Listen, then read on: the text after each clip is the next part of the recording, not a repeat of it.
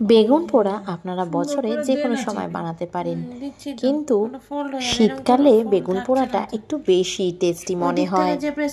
আজকে দেখাবো তোমাদেরকে কিভাবে তোমরা পারফেক্টলি বেগুন পোড়া রেসিপি তৈরি করবে। আজকের রেসিপিটা কেমন লাগলো অবশ্যই কিন্তু কমেন্টসে জানাতে একদম ভুলবেন না। বেগুন পোড়া বানানোর জন্য এখানে আমি নিয়ে নিয়েছি একটা বড় কালো বেগুন নিয়ে নিয়েছি। এবার সেটাকে ভালো করে কেটে নিতে হবে। সাইজটা যদি আপনারা এরকম না পান তাহলে কিন্তু আপনারা ছোট বেগুনেও করতে পারেন, কিন্তু বেগুন পোড়া বা বেগুন ভর্তা একটু বড় সাইজের বেগুনই ভালো লাগে।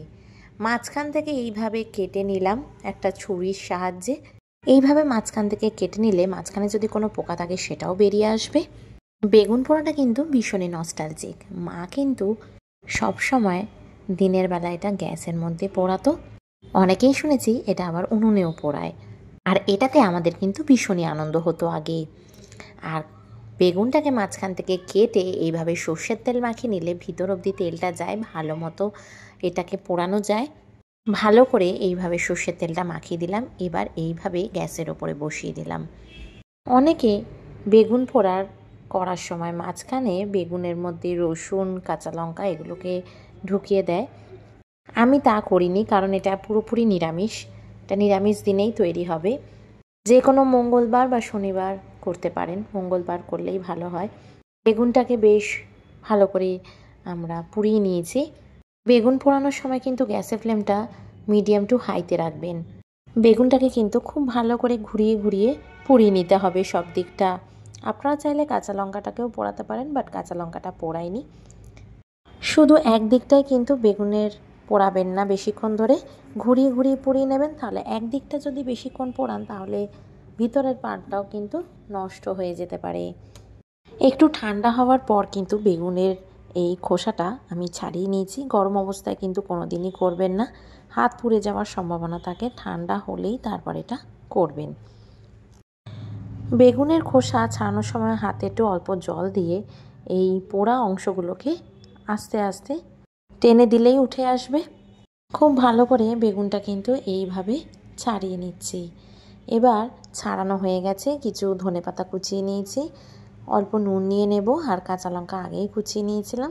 এবার সমস্ত কিছুকে ভালো করে মিক্স করে নিতে হবে।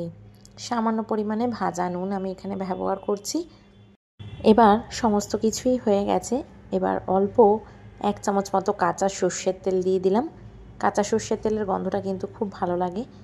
সব কিছুকে এবার হাত দিয়েই ভালো করে মিক্স করে নেব।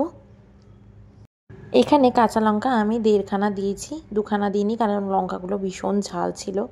আপনারা যতটা আপনাদের প্রয়োজন ততটা আপনারা ঝাল ব্যবহার করবেন। বেগুন পোড়া একটু ঝাল ঝাল খেতেই ভালো লাগে, আর শীতকালে তো একটু ঝাল খাওয়াই যায়।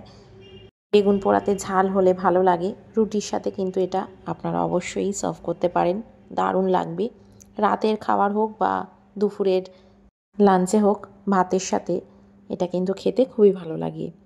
অনেকে এরপরে এটাকে তেলে ভেজে নেয়, বাট আমি এটাকে তেলে ভাজবো না, সেটা তাহলে ভর্তা হয়ে যাবে। এটা কাঁচা পেঁয়াজ, কাঁচা লঙ্কা, কাঁচা সর্ষের তেল, নুন দিয়ে ভালো করে মাখলেই রেডি হয়ে যায় বেগুন পোড়া। আশা করি আমার ভিডিওটা আপনাদের ভালো লেগেছে। ভালো লেগে থাকলে অবশ্যই কিন্তু লাইক করবেন, চ্যানেলে নতুন হলে সাবস্ক্রাইব করবেন, পাশে থাকা বেল আইকনটা অবশ্যই প্রেস করবেন নতুন ভিডিওর আপডেটসের জন্য। ভালো থাকবেন, সুস্থ থাকবেন, আপনারা সাবধানে থাকবেন। আবার দেখা হবে নতুন একটি রান্নার ব্লগে। টাটা।